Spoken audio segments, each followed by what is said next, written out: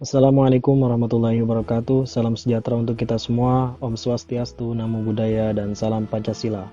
Apa kabar teman-teman semua? Semoga dalam kesehatan dan perlindungan oleh Allah Subhanahu wa taala, Tuhan yang Maha Esa. Pada kesempatan kali ini saya akan membahas mengenai materi PPKN kelas 12. Oke, kita lanjut ke nilai yang kedua. Mohon maaf itu nomornya salah. HAM dalam nilai instrumental Pancasila. Nilai instrumental, kalau kalian masih ingat, ialah penjabaran dari nilai dasar berupa pedoman teknis atau operasional yang diwujudkan dalam peraturan perundang-undangan, baik dari undang-undang yang paling tinggi hingga ke peraturan daerah, kabupaten, kota yang paling rendah. Nah, nilai instrumental ini ialah penjabaran dari nilai dasar tadi, yang 5 tadi, berupa pedoman teknis atau operasional.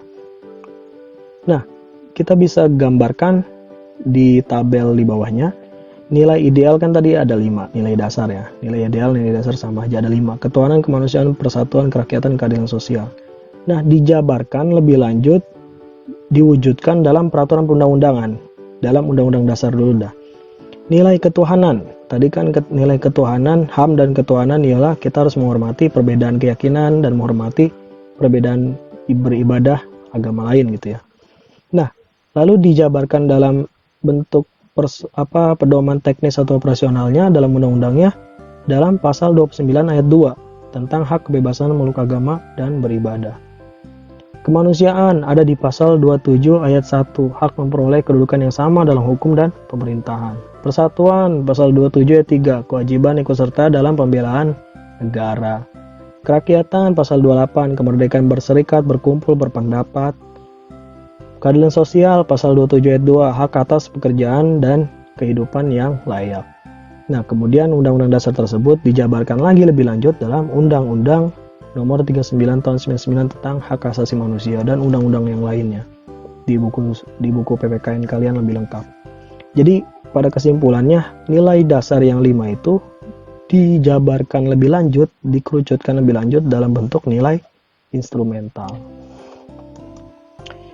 Yang ketiga, salah lagi nomornya. Yang ketiga ialah nilai praksis. Nilai praksis ialah nilai yang direalisasikan dalam kehidupan sehari-hari. Setelah tadi nilai dasar atau nilai ideal dijabarkan dalam aturan, dan nilai praksis ini adalah penerapannya atau ya pelaksanaannya gitu.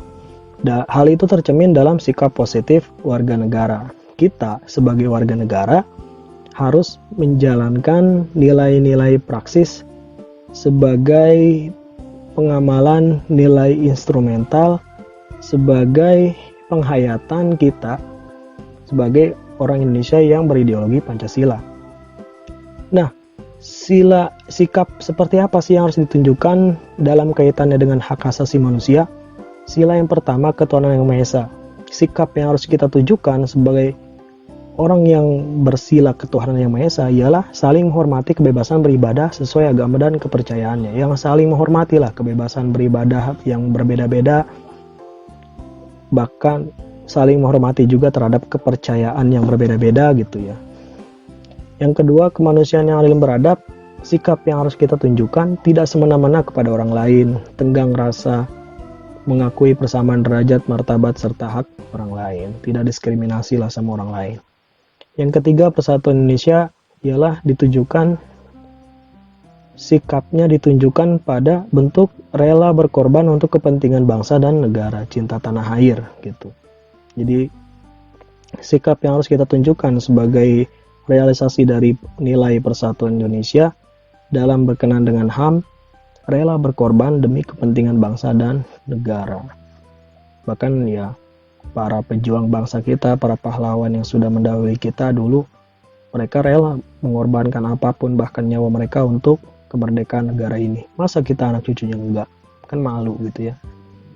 Oke, yang keempat, nilai sila kerakyatan yang dipimpin oleh hikmat kebijaksanaan dalam permusyawaratan perwakilan. Sikap yang ditujukan ialah tidak memaksakan kehendak kepada orang lain, mengambil jalan musyawarah dalam setiap kepentingan bersama. Jadi sikap kita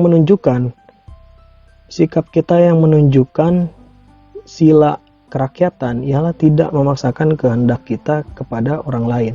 Karena ya tadi, setiap orang memiliki pandangan, setiap orang memiliki keyakinan, setiap orang memiliki opininya berbeda-beda, dan itu ya harus kita hormati. Ya, kalau misalkan dalam forum diskusi atau forum musyawarah, perbedaan itu wajar. Perbedaan itu rahmat, akan tetapi tidak memaksakan kepentingan kita. Itu adalah sikap yang seharusnya kita tunjukkan gitu. Karena ya tadi, setiap orang berbeda-beda.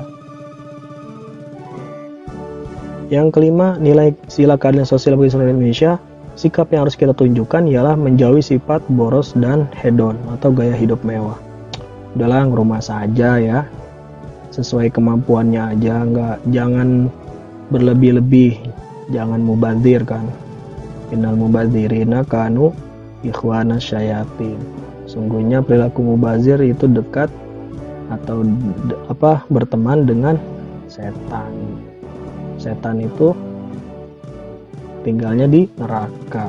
Jadi orang yang mubazir itu ya urusan neraka surga urusan Allah, tapi ya dari rumusnya sudah terbaca ya. Rela bekerja keras. Orang yang sikapnya menunjukkan sikap keadilan sosial ialah orang yang bekerja keras. Oke. Untuk kesempatan kali ini kita hanya membahas substansi HAM dalam nilai Pancasila. Nilainya ada 3, nilai ideal atau nilai dasar, nilai instrumental, dan nilai praksis. Pada intinya kita harus menjalankan nilai-nilai tersebut dalam kehidupan kita sehari-hari, terutama nilai praksis, agar kasus pelanggaran HAM tidak terjadi, baik menimpa orang lain ataupun menimpa diri kita sendiri. Oke. Karena ya kalau sudah menimpa orang lain berarti kita zolim kepada orang lain.